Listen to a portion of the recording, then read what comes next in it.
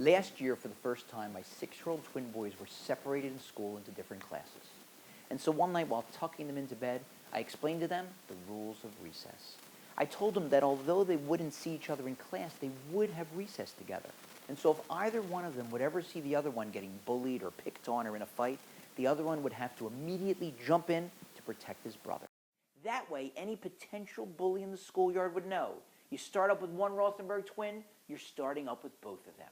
Kind of like the way the Hansbrough brothers protect each other on the basketball court. He takes it there, and he's literally trying to swing the ball away from Tyler Hansbrough, and he hits Ben Hansbrough. But you're talking about, this is not a teammate protecting a teammate. That energy is a brother protecting a brother. That is blood, and no that question. was big brother looking out for younger brother.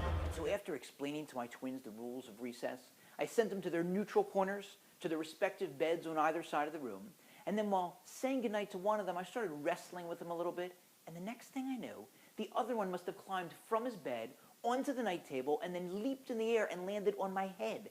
And I grabbed him while trying to wrestle him off of me and said, "What in the world are you doing? Why'd you jump on my head?" And he said, "You just told us if someone starts up with your brother, you gotta jump in."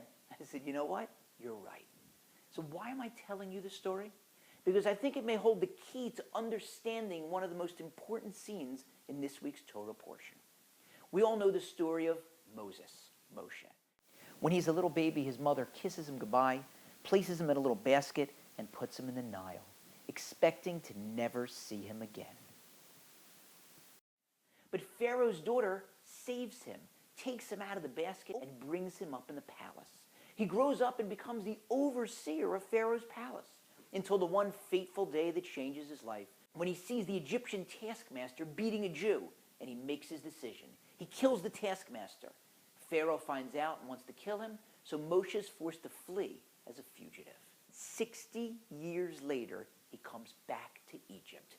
Aharon, Aaron, his older brother, greets him.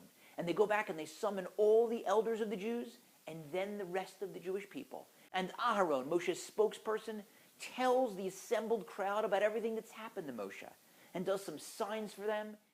He tells the Jewish people about how Moshe had a recent rendezvous with none other than God himself in front of a burning bush.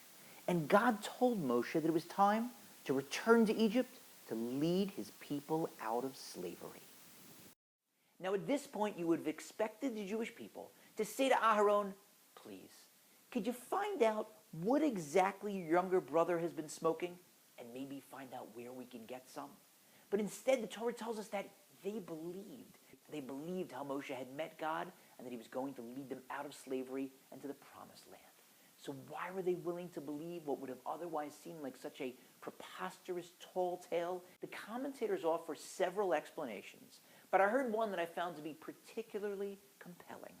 The leaders of the Jewish people and the Jewish people themselves were very familiar with world and Jewish history up till that point in time. They knew how Cain had killed his younger brother Abel, about how Yishmael had not exactly gotten along with his younger brother Yitzchak, Isaac, about how Esau was planning at one point to kill his younger twin brother Yaakov, Jacob, and about how the 10 oldest sons of Yaakov had initially planned to kill and then sold their younger brother Yosef as a slave. And now, incredibly, Aharon, who up till that point in time was the leader of the Jewish people for years, was now showing up with his younger brother and submitting willingly, voluntarily, happily to his younger brother's leadership. They felt that that was impossible. It was so incredible that it had to be heaven sent. And that's why they believed. And that gives us an insight into just how great Aharon was.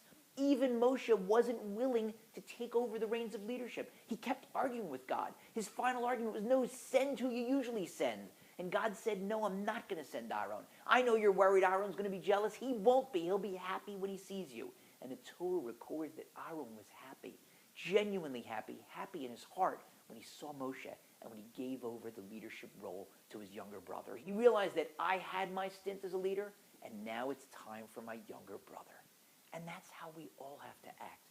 All of us as Jews are brothers, and life is too short, and our enemies are too many for us to hold grudges Instead of getting jealous when your brother or sister gets that job or makes that money or has that wonderful thing happen, feel happy.